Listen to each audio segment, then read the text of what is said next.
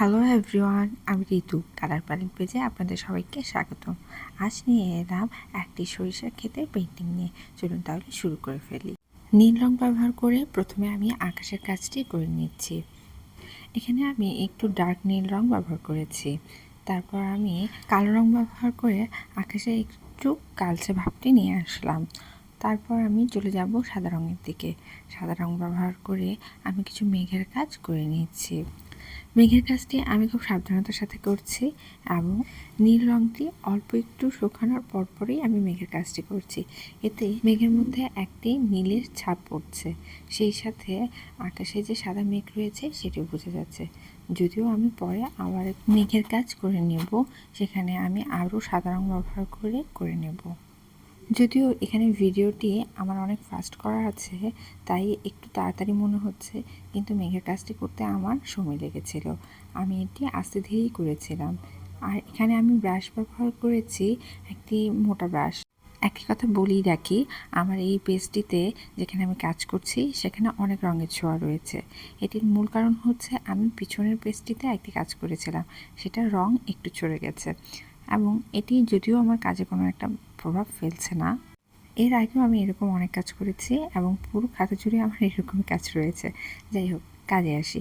এখানে আমি হলুদ রং ব্যবহার করেছি ঠিকই, কিন্তু একেবারে কাঁচা হলুদ রংটা ব্যবহার করে নেই। এখানে আমি হলুদ রঙের সাথে অল্প একটু কমলা রং মিক্সড করে কাজটি করেছি। রঙটি শুরুর দিকে বসিয়ে নিয়েছি। তারপর একটু গাঢ় কালারের রং নিয়ে আমি সেখানে এবড়োথেবড়ো করেছি, যাতে বোঝা যায় এটি ফুল রয়েছে।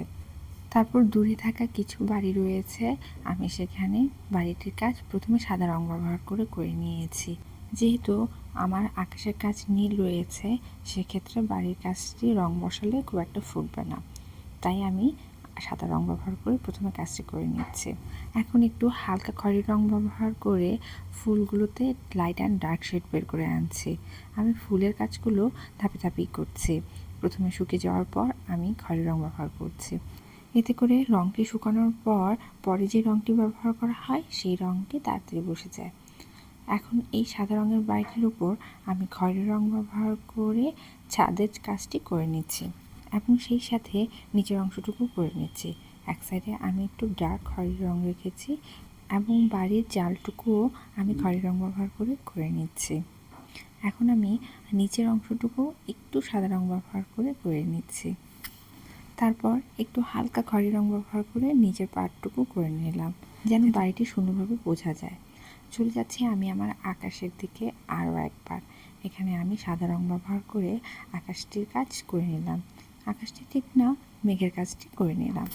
বাড়িটির নিচে অনেকগুলো গাছ রয়েছে, সেই গাছগুলো আমি সবুজ রং ব্যবহার করে একে একে করে নিচ্ছি। এই তো কাজ আমার শেষ।